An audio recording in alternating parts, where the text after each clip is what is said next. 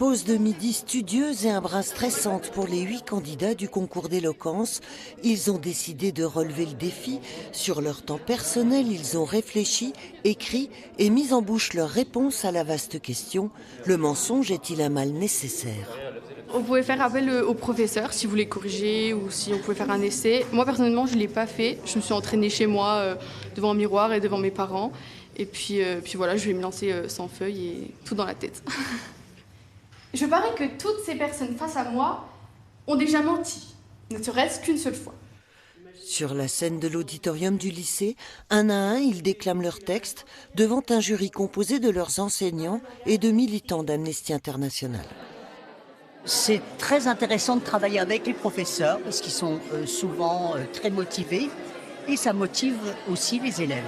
Voilà. La sensibilisation aussi. La sensibilisation aux droits humains. Aurait-on dû trahir ces juifs, les envoyer en enfer, flancher en s'agenouillant devant cette autorité austère? Emmanuel Kant condamne le mensonge sans exception. Mentir, même pour sauver une vie, serait une indignation. Et si le véritable courage aujourd'hui n'était pas de bien parler, mais de parler vrai? Dans la foulée, le jury vote et décerne un grand prix, un prix pour les élèves de première et un autre pour les terminales. Ouais, ce soir je vais rentrer chez moi, ça va être la fête. Ça va être trop bien. Je dis, maman, j'ai gagné. Elle va me dire, waouh, trop bien. Je vais montrer tous les gens qu'il y avait dans la salle. Mon téléphone, je le tenais, je tremblais.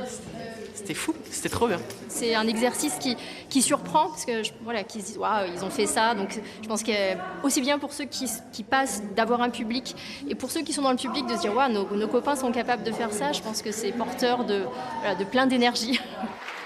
Un prolongement de leur cours d'humanité, littérature et philosophie.